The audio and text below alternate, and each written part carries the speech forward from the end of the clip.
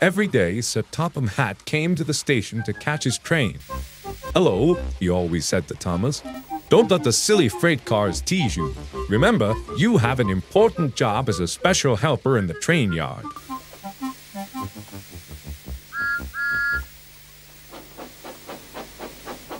There were lots of freight cars, and Thomas worked very hard pushing and pulling them into place. There was also a small coach and two strange things his driver called cranes. "That's the breakdown crane," he told Thomas. "The cranes are for lifting heavy things like engines and coaches and freight cars."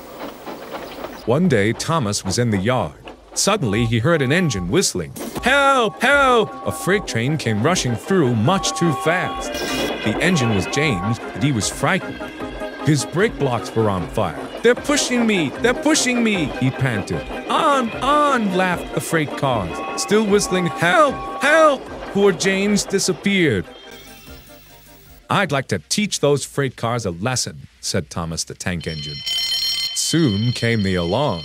"James is off the line! The breakdown train! Quickly!" Thomas was coupled on, and off they went.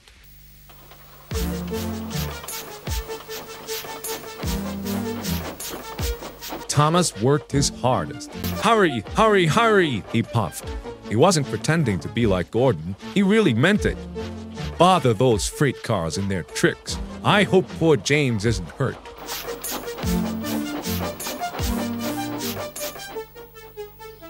James's driver and fireman were feeling him all over to see if he was hurt.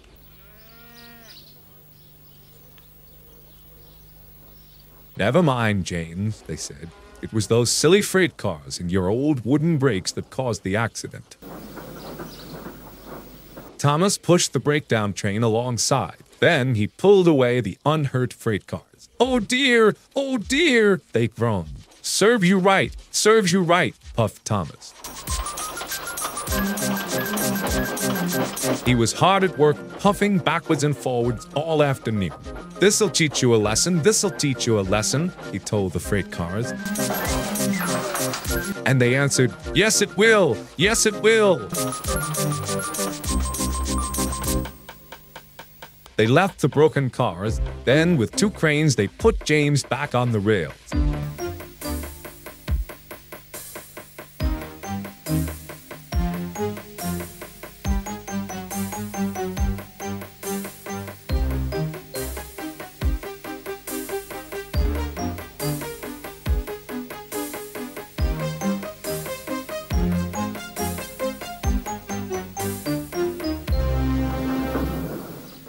He tried to move, but he couldn't, so Thomas helped him back to the shed.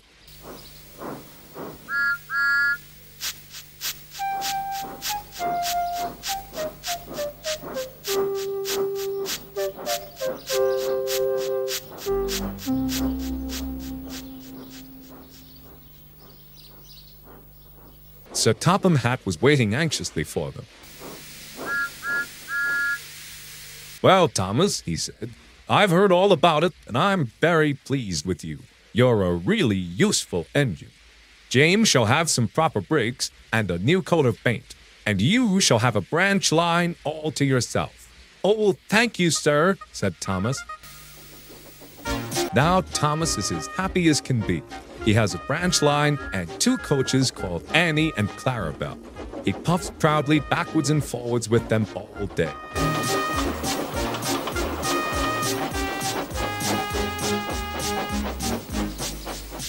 He is never lonely. Edward and Henry stop quite often and tell him the news.